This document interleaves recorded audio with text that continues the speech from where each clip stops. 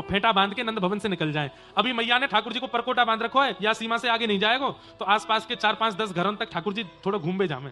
और जो भी त्रिपुंडधारी, ऊर्ध्वपुंडधारी, जटाधारी, चिमटाधारी, कमंडलधारी जो भी महात्मा मिल जाते हैं उनको जाके दंडवत प्रणाम करते हैं और दंडवत प्रणाम करके क्या बोलते हैं, बाबा तू यहां डोल रहा, मैं सुबह तो ढूंढ रहा हूं, जान ना पहचान कुछ नहीं, अपने आप ऐसे ही।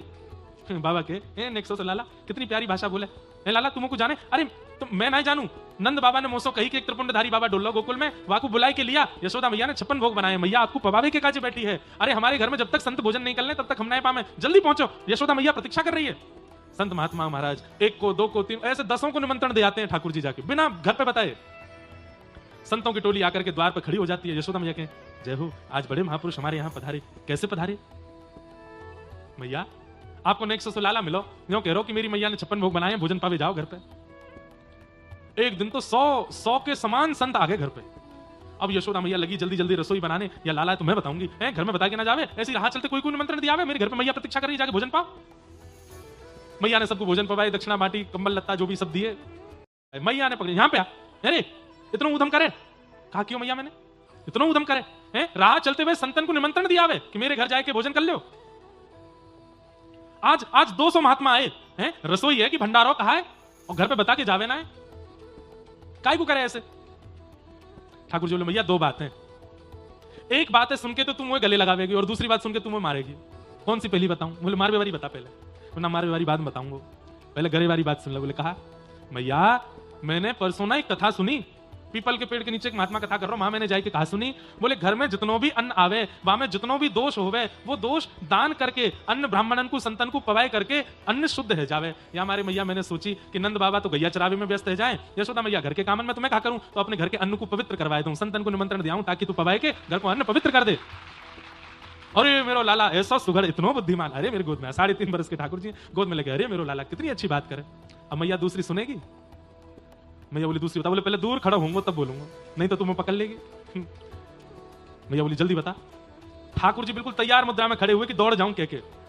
मैया बोली दौड़ेगा नहीं? बोले दौड़ूंगा तो सही। मैया सुन तो ले। बोले कहा मैया जब ते मेरो जन्म भयो है धीरे धीरे दिन ब दिन मैया तू मोटी होती जा रही है, तो मेरे मन में आयो कि मैया से नेक श्रम करवायो जाए। अरे मेरे काजे तो नेक माखन मिश्री निकाल के छुट्टी कर ले, अरे रोटी बनावेगी, दाल पकवान आदि सब बनावेगी, नेक श्रम करेगी तो नेक पत्री आ जाएगी, मेरे ब्याह तक नेक बढ़िया रहेगी, या हमारे संतन ने बुलाए दूं।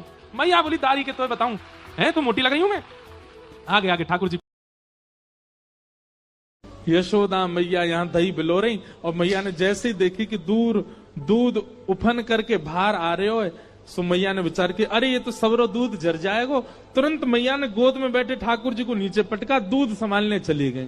ठाकुर जी खड़े है गए, अब मैंने पूछी तो को दूध प्यारो की पूत, तो बोली पूत प्यारो, और बाद दूध के पास भाज गई मैया। ठाकुर जी बोले मैया ठीक है आज या दूध को ही देखूंगा मैं, हैं ये ज्यादा प्यार हो तो मुंह छोड़ के भाज जाए। सो ठाकुर जी ने एक बड़ो सा डंडा उठायो और जो मैया दही बिलो रही थी उस मटकी में ही मारा, मटकी फोड़ दी। और इतना ही नहीं, इतने क्रोध में भर गए ठाकुर जी, गौरस भंडार में गए, जितनी मटकियां थी मैया यशोदा की सब फोड़ दें। यशोदा मैया ने दूध संभाला और संभाल करके पीछे मुड़ करके देखा तो माँ दही की हंडी फूटी पड़ी है और सबरे मटका फूट रहे हैं और लाला उछल उछल करके सबरे मटकान को फोड़ते जा रहा है। यशोदा मैया बोली लाला बिगड़ गयो, आज मैंने लाला को यदि दंड नहीं दियो तो बहुत बिगड़ जाएगा। यशोदा मैया ने तुरंत अपनो पल्लू खोस करके और एक छड़ी उठाई, बोले रुक जा दारी के तो बताऊं मैं। और मैया जैसी छड़ी लेकर के भागी हैं पीछे, आगे आगे ठाकुर जी भाग रहे हैं और मतलब ऐसे भाग रहे हैं मानो जैसे पीछे कोई शेर पड़ गए हो। अब यशोदा फिर भी पीछे दौड़ रही हैं और ठाकुर जी चौकड़ी मार के यहाँ थे वहां कूदते कादते भय दौड़ रहे हैं। ठाकुर जी दौड़ रहे, थोड़ी दूर पहुंचे होंगे कि यशोदा मैया